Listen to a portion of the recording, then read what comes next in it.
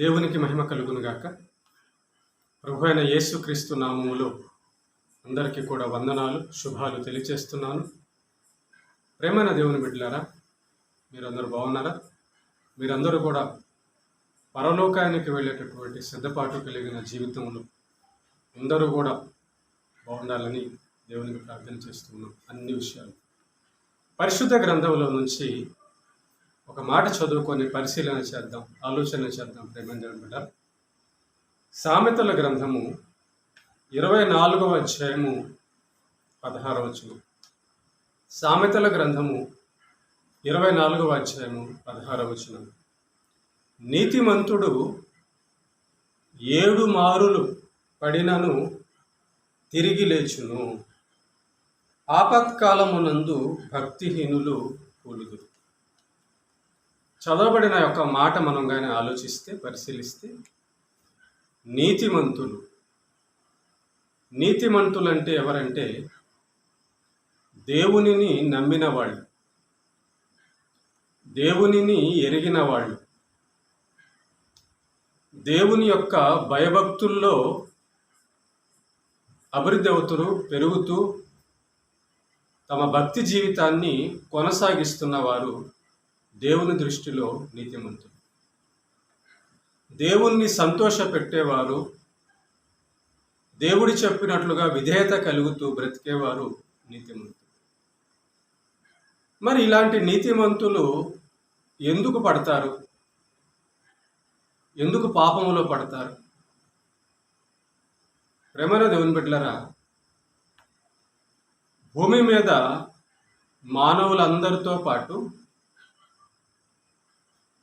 పరలోకానికి వెళ్ళే దేవుని బిడ్డలను, నీతిమంతులను పడవేసేటటువంటి సాతాను ఈ లోకంలోనే ఉన్నాడు. పాపము ఈ లోకంలోనే ఉన్నది. భక్తిహీనులు ఈ లోకంలోనే ఉన్నారు. కనుక నీతిమంతుడైన దైవభక్తుడు ఈ జీవిత ప్రయాణంలో ఎన్నో కష్టాలు, నష్టాలు, పరిస్థితుల గుండా వెళ్తాడు. అయితే ఒక్కొక్కసారి సాతాను వలన ప్రేరేపింపబడి, లేదా తను కోరుకొని పడిపోవడం జరుగుతుంటుంది. భక్తుల జీవితాల్లో కూడా దీన్ని మనం చూడగలం. అయితే దేవుడు పాపం చేస్తూ ఉంటే ఎన్నిసార్లు చేసినా కాపాడుతూ ఉంటాను అనేది అర్థం కాదు. ఇక్కడ బలహీనతల్లో పడిన వారి గురించి మాట్లాడుతున్నాడు. బలహీనతల్లో పడి తిరిగి దేవుడు చెప్పినట్లుగా నడుచుకోవాలని ప్రయత్నం చేస్తుంటారే, పాపంలో ఎమడలేక పాపము చేసి ఆ పాపము చేసినందుకు బాధపడుతూ తిరిగి మంచిగా బ్రతకాలి, దేవా నన్ను కాపాడు, నన్ను రక్షించు, నన్ను క్షమించు అనే ప్రయత్నంలో ఉంటారు చూసారా, వాళ్ళని దేవుడు తిరిగి నిలబెడతాడు అన్నమాట. నీతిమంతుడు 7 మారులు పడినను తిరిగి లేచునంటే ఎవరు లేస్తారు? ఎవరు లేపుతారు? దేవుడే లేపుతాడు. దేవుడే కదా నీతిమంతుడుగా చేయవాడును, పడిపోయిన వాడిని లేపేవాడు కూడా దేవుడే కదా. కాబట్టి విశ్వాస జీవితంలో మహాభక్తులు కూడా పడిపోయిన సందర్భాలు ఎన్నో ఉన్నాయి. కనుక పడిపోవడం, పాపం చేయడం అనేది ఆశ కాదు, ఆసక్తి కాదు. పరిస్థితులను బట్టి, సాతాను మోసమును బట్టి, ఈ భక్తిహీనుల ప్రమేయాన్ని బట్టి కొన్నిసార్లు పడిపోవడం జరుగుతుంది. కనుక దేవుడు చూస్తాడు, ఇతడు ఏ కోణంలో పడ్డాడు, ఎందుకు పడ్డాడు, కావాలనే పడ్డాడు, ఇతనికి పాపం అంటే ఇష్టమా, పాపం మానేయడానికి ఇష్టం ఉందా, ఇవన్నీ దేవుడు పరిశీలిస్తాడు. పరిశీలించి దైవభక్తుడు, నీతిమంతుడు అంటే దేవుణ్ణి ఇష్టపడేవాడే కదా. నీతిమంతుడు అంటే దేవుణ్ణి ప్రేమించేవాడే, దేవుణ్ణి సంతోషపెట్టాలని అనుకునే కోరికలు కలిగినవాడు, ఆశలు కలిగినవాడు. కనుక నీతిమంతులు చూడండి, ఏదన్నా పాపం చేసినప్పుడు ఎమడలేరు, అక్కడ ఆ పాపంలో ఉండలేరు. మనస్సు గద్దిస్తుంటుంది, మనస్సాక్షి గద్దిస్తుంటుంది.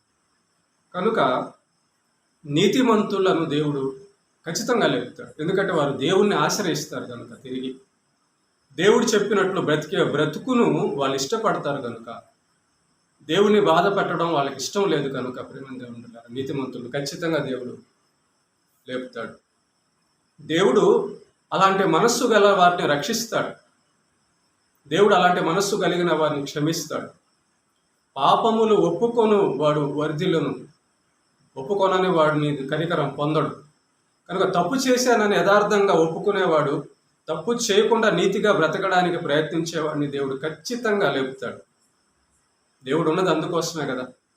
దేవుడు ఉన్నది రక్షించడానికి, దేవుడున్నది బలపరచడానికి, దేవుడున్నది ధైర్యపరచడానికి, దేవుడున్నది ప్రేమించడానికి, ఆదరించడానికే కదా.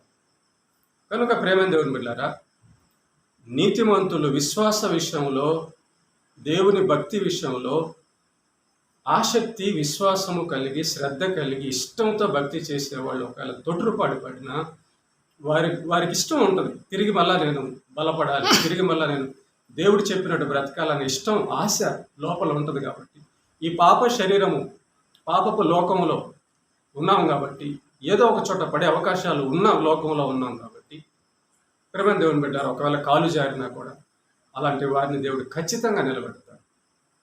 క్షేమాభివృద్ధి ఖచ్చితంగా ఉంటుంది.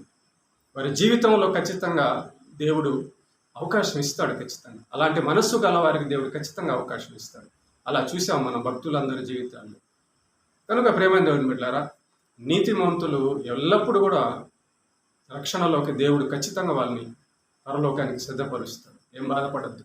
నీతిమంతులకు అనేక ఆపదలు వస్తాయి, అనేక కష్టాలు వస్తాయి, నీటితో బతుకుతాం కాబట్టి. అలా బతికేటప్పుడే ఈ కష్టాలన్నీ, నష్టాలన్నీ, ప్రేరేపణలన్నీ, రకరకాల పరిస్థితులు గుండా వెళ్తాం. మానవ శరీరం బలహీనమైనది కనుక ఈ బలహీనతల్లో పడినప్పుడు దేవుడేం ఊరుకోడు. మనల్ని చూసి ఖచ్చితంగా మనల్ని రక్షిస్తాడు అనుకుంటాడు, రక్షించాలనుకుంటాడు. ఎందుకంటే మనం ఆశ్రయిస్తాం కాబట్టి, భయపడతాం కాబట్టి, కోరుకుంటాం, ఏడుస్తాం, ప్రభువా మళ్ళా నన్ను నిలబెట్టు, నీ కొరకు బ్రతుకుతాను అని ఎవరైతే కోరుకుంటారో అలాంటి మనస్సు గల వారిని దేవుడు ఖచ్చితంగా అవకాశం ఇచ్చి లేపుతాడు. అదే ఇక్కడ చదవబడిన మాట. అయితే ఆపత్కాలమందు భక్తిహీనులు కూలుదురు. ఆపత్కాలం, ఒకడు పాపము చేస్తూ ఉంటే ఇంకా ఇలాగే ఉంటుంది, నాకేం కాదు, నేను ఎన్ని పాపాలు చేసినా నాకేం కాదు అని అనుకోవడం భక్తిహీనత. అలాంటి మనసు కలిగి ఉండడం భక్తిహీనత. కనుక ఇలాంటి వారికి హఠాత్తుగా ఆపత్కాలం వస్తుంది, హఠాత్తుగా నాశనం వస్తుంది. ఆపత్కాలమునందు భక్తిహీనులు కూలుదురు. భక్తిహీనులు అంటే దేవుడికి భయపడక, తాము చేస్తున్న పాపములో మనస్సాక్షితో గద్దింపబడక, పాపాన్ని ఇష్టపడి ఇంకా చేయాలని దేవుడి మాటకి లోబడక, భయపడక, లెక్క చేయక ఉండేవారు భక్తిహీనులు. అలాంటి వారు పాపాన్ని, శాతాన్ని ఇష్టపడుతుంటారు కాబట్టి వాళ్ళ జీవితంలో భక్తిహీనులు, భక్తి చేయాలనుకునే వాళ్ళు కాదు, భక్తిహీనులు. కనుక అలాంటి వారందరికీ కూడా ఒక టైం వస్తుంది. ఆ టైంలో ఖచ్చితంగా వాళ్ళు పడిపోతారు. అప్పుడు ఎవరు వారికి రక్షణ? అప్పుడు వాళ్ళని కాపాడేది ఎవరు? కనుక భక్తిహీనులుగా మనం ఉండకూడదు. పడినా తిరిగి లేచి దేవుని ఆశ్రయించి మళ్ళీ మంచి జీవితంలోకి వచ్చేసేయాలి. కాబట్టి భక్తిహీనులకు హెచ్చరిక. దేవుడు అలాంటి వారు ఒక దినాన కూలిపోతారు. అలాంటి వారు ఒక దినాన నరకంలో పడవేయబడతారు. నీతిమంతులు పడినా వాళ్ళు దేవుణ్ణి మళ్ళీ ఆశ్రయిస్తారు కాబట్టి, ఆసక్తి కలిగి ఉంటారు, విశ్వాసం, పశ్చాత్తాపం కలిగి ఉంటారు కాబట్టి వాళ్ళు మళ్ళీ రక్షణ పొందుతారు. ప్రార్థించండి. కృపగలిగిన మా కన్న తండ్రి, నీ నామమునకు స్తుతి మహిమ ఘనత చెల్లిస్తాం. అవును ప్రభు, నీతిమంతులను తిరిగి లేపే దేవుడు, బలపరిచే దేవుడు. ఈ లోకంలో ఉన్నాం, పాపపు లోకంలో ఉన్నాం, బలహీన శరీరంలో ఉన్నాం కాబట్టి ఎన్నో కష్టాలు, నష్టాలు వచ్చినా నువ్వు కాపాడే దేవుడు. నన్ను కాలు జారినా తిరిగి లేవాలని, తిరిగి నిలబడాలని ఆసక్తి, విశ్వాసం కలిగిన వారిని నిలబెట్టే దేవుడు ఉన్నందుకు స్తుతిస్తున్నాం. నన్ను వింటున్న వారిలో ప్రభు ఎవరు ఏ స్థితిలో ఉన్నారో నీకు తెలుసు, నీకు మాత్రమే తెలుసు. కాబట్టి నిన్ను ఆశ్రయించే వారందరినీ నీవు విడువవు, ఎడబాయవు. కాబట్టి అందరినీ కాపాడి నీ నామమునకు మహిమ తెచ్చుకోమని, తిరిగి లేపి నాయన నీతిగా, నీతిలో, నీ వాక్యంలో, నీ బలం, నీ కృపతో, నీ పనిలో ప్రభు, నీ సేవలో నిన్ను ఆనందపెట్టే జీవితంలో ముందుకు బలపరచమని క్రీస్తు యేసు పేరిట ప్రార్థిస్తున్నాను. ఆమేన్.